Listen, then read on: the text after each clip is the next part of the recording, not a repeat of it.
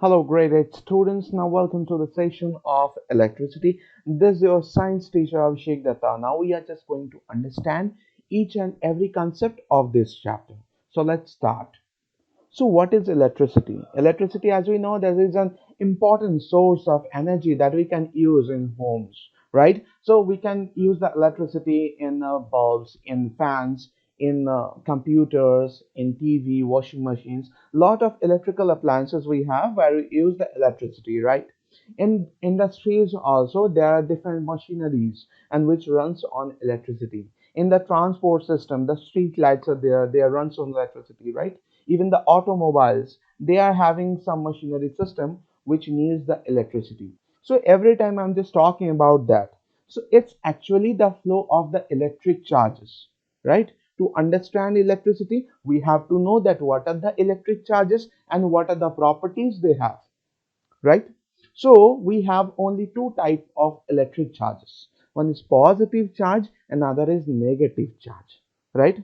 So what is positive and what is negative charge? Now these two charges are opposite in nature, so they have some important properties. First property, that a positive charge attracts a negative charge.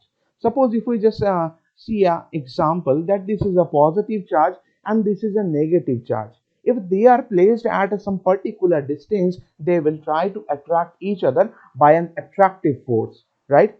Now positive charge will try to attract the negative one and the negative charge will try to attract the positive one, right? So we can see that the opposite charges or the unlike charges attract each other.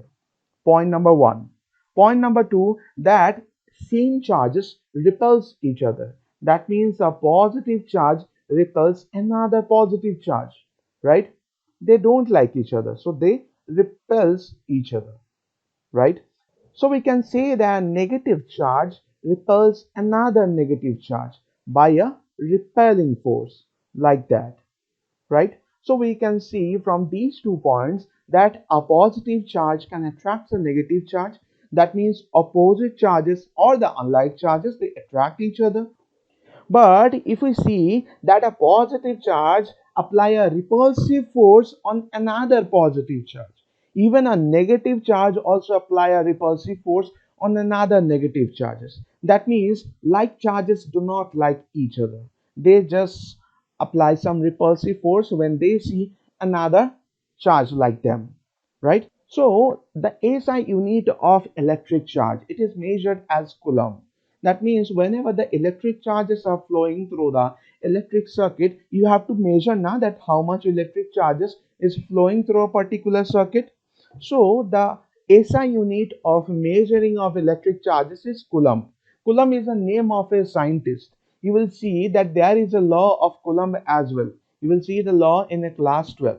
That means whenever two like charges or two unlike charges are placed at some particular distance, there is some force of attraction or repulsion, right? In that case, we'll get a mathematical expression of that Coulomb's law. Now, we just have to remember these important properties of electric charges. That means the like charges repel each other and unlike charges attract each other. The SI unit of electric charges, Coulomb. Okay. Now we are proceeding to the next topic. Now, there are some of the substances which can conduct electricity. That means the electrons or the charged particles, they can conduct through that of substances easily, and they are known as conductors, right? Like the silver, like the copper, aluminum, gold, they are the conductors. But it is more useful to use that copper conductors, because in your household wiring purposes also the copper wires are used because they are easily available, they are cheap in price, and they are very good conductors as well, right? Now what do you mean by insulators? That means the substances through which the electricity cannot pass easily.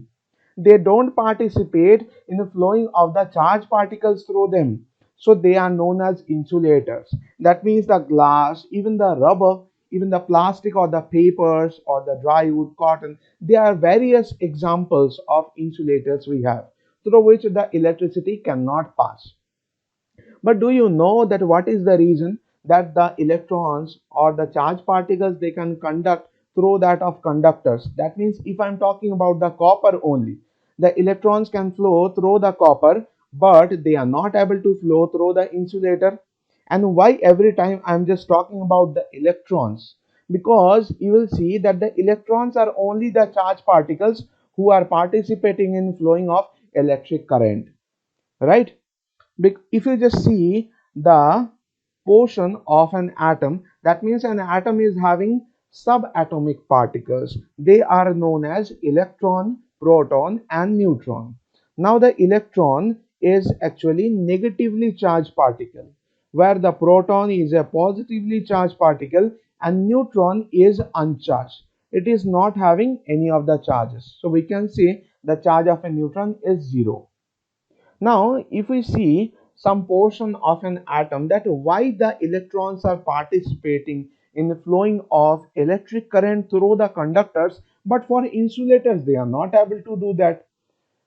Now, if we see some portion of an atom, that an atom is constitute of a nucleus. Around the nucleus there are different orbits, right? I'm just drawing all of the orbits over here, right? In orbits, the electrons are placed and they are just revolving around the nucleus with constant speed. Now, do you know that why the electrons are revolving around the nucleus with some constant speed? The reason is the electrostatic force of attraction. That means the nucleus is having strong electrostatic force of attraction on the electrons. That's why the electrons are able to rotate in a circular path.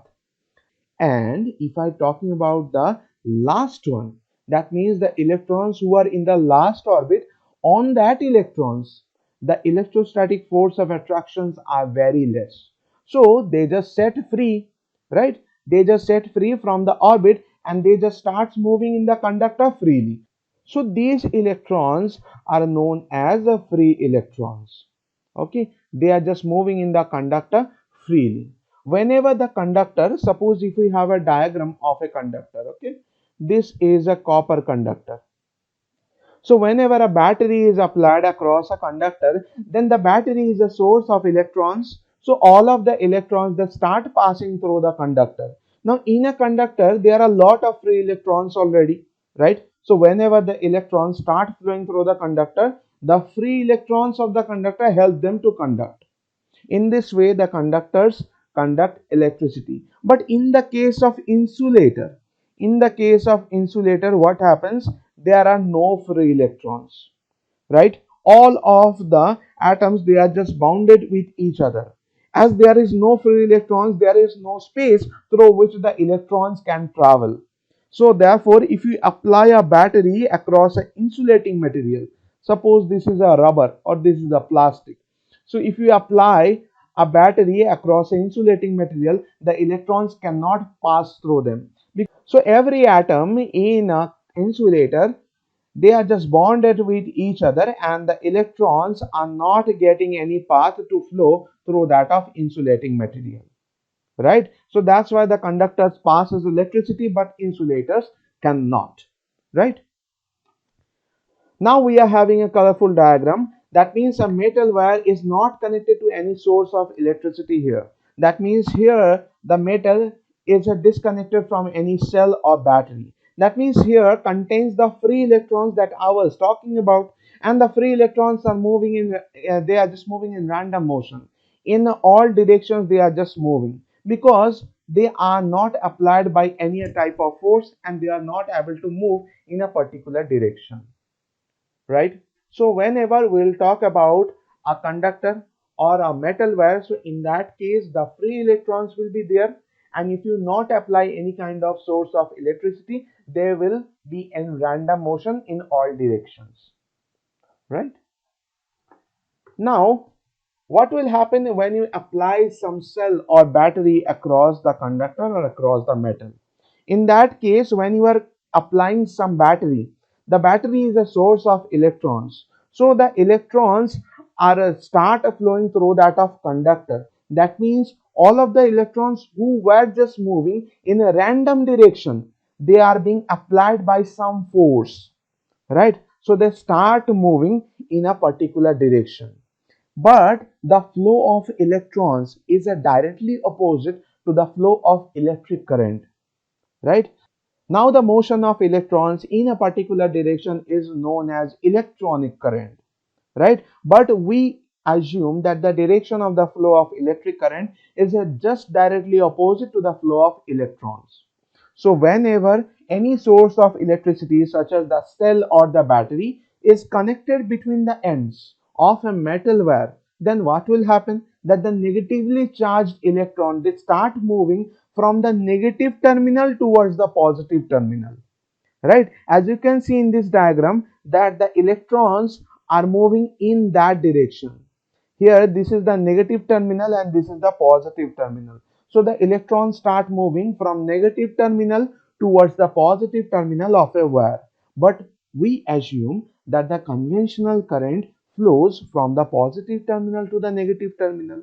So we can say the current constituted by the electrons, they are known as electronic current, and the current we assume that is direct, that is in the opposite direction of the flow of electrons, that is known as conventional current. Okay, so if we just draw a circuit over here, suppose this is the conductor, okay, and there I have applied a battery, right? So we can say that this is a metal wire, so obviously there will be some electrons, and this is the positive terminal, this is the negative terminal. What will be the direction of the electrons? The electrons will flow in this direction. The electrons will flow in this direction, in that of conductor, right? So the current constituted by the flow of electrons is known as electronic current, but conventionally we assume that the current is flowing from the positive terminal of the battery towards the negative terminal of a battery. Okay, so whatever the current we are just assuming which is flowing from the positive terminal to the negative terminal, this is known as conventional current. But the electronic current, which is due to the flow of the electrons, that is from negative terminal towards the positive terminal. Now we are just proceeding to the next slide. That is, it is said about the direction of an electric current. That means an electric current that flows from positive to negative, it is known as conventional current. And the electric current is which is flowing due to the flow of electrons, and it is in the opposite direction of the conventional current, that is known as electronic current. We have already discussed that part. And the SI unit of electric current, which is ampere. Okay. Now remember this portion. Now whenever I've just seen that some of the students, whenever they are just drawing the electric circuit, after drawing that they are explaining that the electrons are flowing from the positive terminal towards the negative terminal. Now this is a wrong thing, that the electrons, they obviously flow from the negative terminal towards the positive terminal, na? And but conventionally we assume, okay, the scientists who discovered the concept of electric current, they assume that current is due to the flow of positive charges, because at that time electron was not discovered. That's why. So that's why we assume that the direction of conventional current is from positive to negative, but actually it's not. It is from negative to positive, that is due to the flow of the electrons. Okay. Now we are going to understand the concept of electric potential. To understand the concept of electric potential, you need to understand what do you mean by work done. Suppose if you are having an object, okay, on which you are applying some force. You are applying some force, and after the application of the force, the object is able to cover some distance and it moves at this point.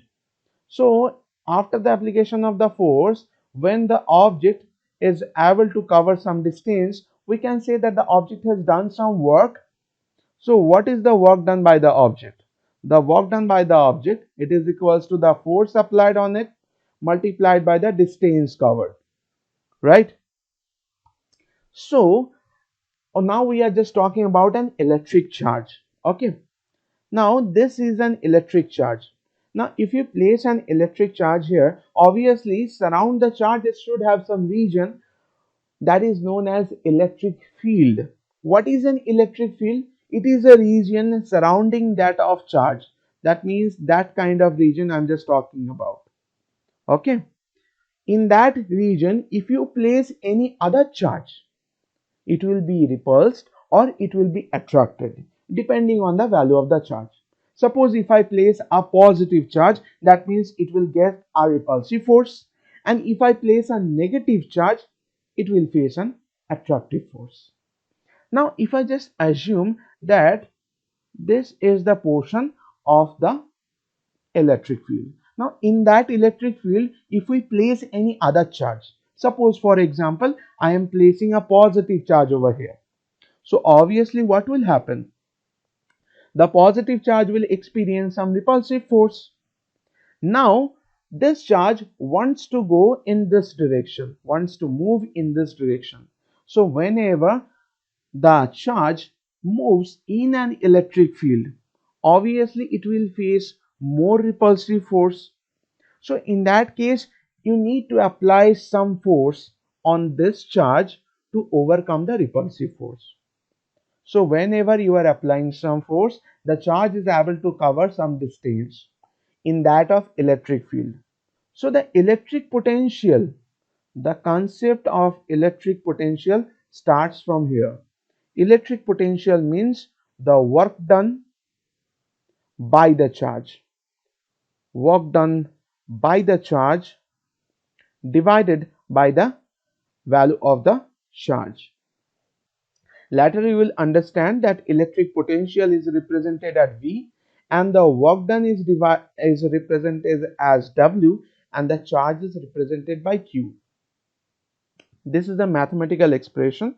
It is actually you will understand in later classes. Okay. Now if the charge is moving in that of electric field, so obviously the charge will come at this portion, right? In this case, we can assume that the charge will come at this portion. This is the new position of the charge. So this is the previous position, that is of A, and this is the new position, that is position B. So from position A to position B, if the charge wants to move, obviously it should have done some work, right? So at position B, the work done by the charge should be greater, because at position B you will experience more repulsive force instead of position A. Understand the concept carefully. At position A you were far away from this charge, so you are experiencing some repulsive force. But when you are just moving towards the direction of that charge, you will experience more repulsive force. That means at point B the electric potential will be greater, and at point A the electric potential will be lesser, right? So between these 2 points there is some difference of electric potential. That difference is known as electric potential difference, right? That means in one word you can say electric potential difference. That means potential difference between the 2 points in an electric field. Okay, instead of getting this positive charge, if I take a negative charge also now, so in that case whatever the attractive force will be experienced by the charge, that is equals to this repulsive force. So whenever a charge wants to move in an electric field from one position to another position, there is a difference in their electric potential. That difference is known as potential difference. What is electric potential? That means the work done by the charge in moving in an electric field from one point to another point. Though the mathematical formula I have given, this is not in your syllabus, but you can understand that for the enhancement of your knowledge. Okay. Now there is a concept of voltmeter. What is voltmeter? Voltmeter measures the potential difference. In the previous slide you have understood that what do you mean by potential difference. Now if you want to measure that how much potential difference there is between the 2 points, you should connect a voltmeter there, right? Voltmeter is represented by V, and voltmeter is always connected in parallel with an electrical circuit. Okay, whenever you want to measure the potential difference, then you should use this instrument. that is known as voltmeter, and you should connect this voltmeter parallel with respect to that of electrical circuit. Okay, and the SI unit of potential difference is volt. Remember that. Now we'll just let you understand that how to connect a voltmeter in an electrical circuit. In the later slides, you will understand that part. Now, there is a question that saw why we are connecting voltmeter in parallel with that of circuit. Because the voltmeter is having huge resistance. Resistance means it does not allow the current to pass through it. So that's why we connect the voltmeter in parallel with that of a circuit. Okay. Now there is a concept of ammeter. Ammeter, what is the purpose of using an ammeter? It measures the current which is flowing through that, and the ammeter is connected in series with a circuit because the resistance, that means it allow the currents to pass through it easily. So that's why we can directly connect the ammeter in series with a circuit. I will give you a drawing where we can connect a ammeter, where we can connect a voltmeter for a particular circuit. Okay. Now there is a diagram of simple electrical circuit. Now this simple electrical circuit uses only three components. That means the battery, the light bulb, and the switch. Right. Now what is the purpose of the switch? In your household also, in a household there are some of the switches which are turning on the electrical appliances and turning them off also, right? So in this electrical circuit, whenever the switch is open, that means the switch is not connected. In that case, we can say that the circuit is open circuit. That means the current is not able to flow through the circuit equipments. But whenever the switch is closed, then in that case we can say that the current obviously flow through the battery to all of the electrical appliances, right? So we can say one thing, that there is a battery, this is the positive terminal and this is the negative terminal. There are two cells are connected, right?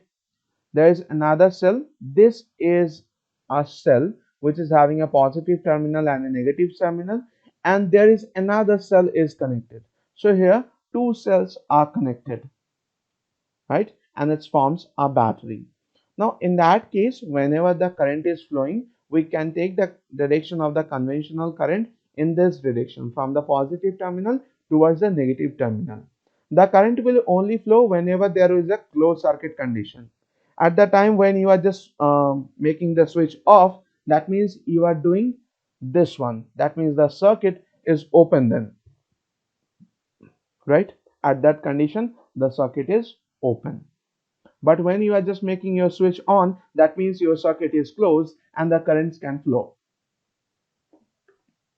Now there are the electrical symbols of open circuit or closed circuit, even the representation of battery and a cell. Now as open switch, that means the switch will be open. The closed switch, that means the switch will be closed. The battery, that means how much cell you just want to connect, it will form a battery.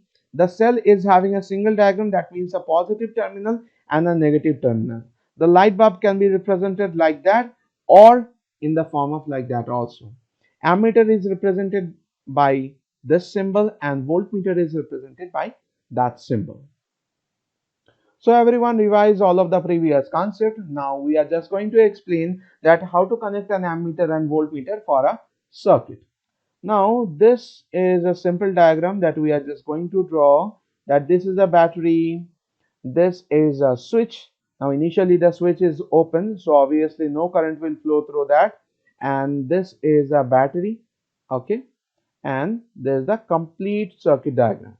Now if I'm just making this switch on, what will happen? That means the current will start flow in this circuit. Now I just want to measure the current which is flowing through the circuit, so I should connect an ammeter in series with a circuit, right? Whenever the ammeter is connected in series with a circuit, now it will obviously measure the current flowing through that of ammeter. But if I want to find out the potential difference across the bulb, then I should connect the voltmeter like that, right? That means in this way you can connect a voltmeter in parallel with a circuit. So this is the representation where you can connect the ammeter and voltmeter for a particular circuit. I hope all of the concept of this simple electrical circuit is clear. Now, if you are having any of the doubt, now please let me know.